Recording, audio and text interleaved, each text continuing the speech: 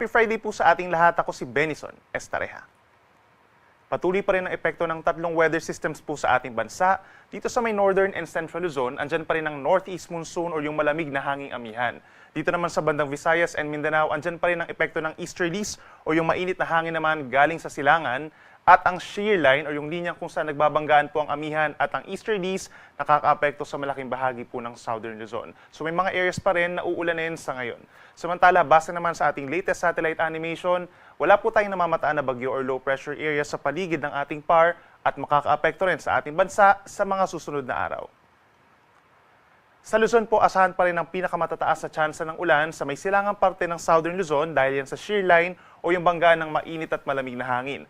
Bicol Region, gayon din ang lalawigan ng Quezon, Marinduque, gayon din ang Oriental Mindolo at yung mga karapit na lugar pa dito sa may Rizal and Laguna, asahan ng makulimlim na panahon, may mga light to moderate with at times heavy rains, kahit mag-ingat din po sa banta ng baha at pagguho ng lupa.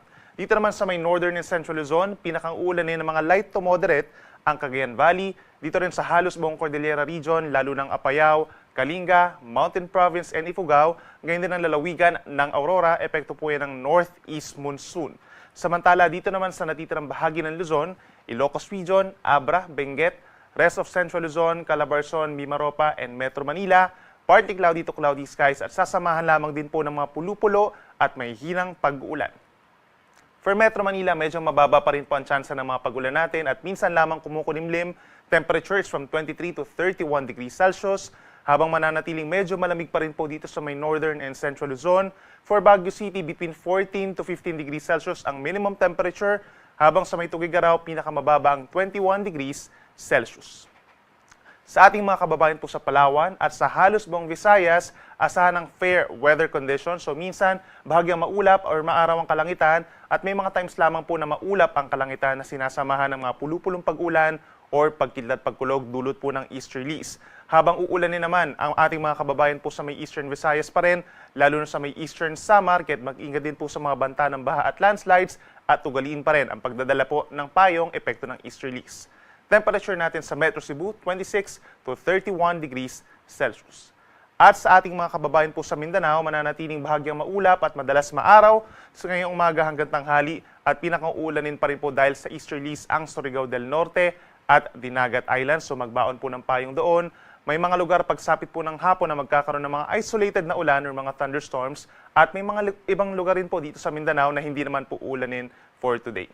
At dahil sa easterlies, magiging mainit sa maraming lugar po dito sa may Mindanao, for Zamboanga City, Cotabato City, Gensan, and Davao City hanggang 33 degrees Celsius. Sa ngayon po, dahil pa rin sa northeast monsoon, meron pa rin tayong gale warning sa ilang baybayin po dito sa may northern Luzon. Kabilang na dyan ang baybayin ng Batanes, Cagayan, Isabela, Ilocos Norte at bahagi po ng Ilocos Sur kung saan hanggang 4.5 meters or nasa 1.5 palapag ng gusaling taas sa mga pag-alo ng posibleng maranasan po doon. Pagbabawalan na pumalaot yung mga small sea vessels, lalo na yung mga nangingisda. For the rest of Luzon, nasa 2 to 3 meters ang taas ng mga pag-alon, habang Banayad hanggang katamtaman ng taas, nasa 0.5 to 1 meter naman over Visayas and Mindanao. Posible na rin po matanggal yung ating gale warning by tomorrow dito sa may Northern Luzon at mananatili pa rin medyo maalon sa mga susunod pa na araw.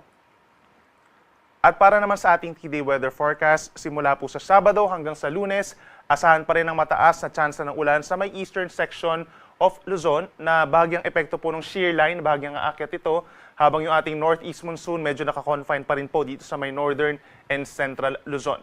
Dahil dun sa shear line, mataas pa rin ang tsansa ng ulan sa may Cagayan, Isabela, Aurora, and Quezon Province, kaya make sure pa rin po na meron dalang payong at mag-ingat pa rin sa banta ng flash floods or landslides.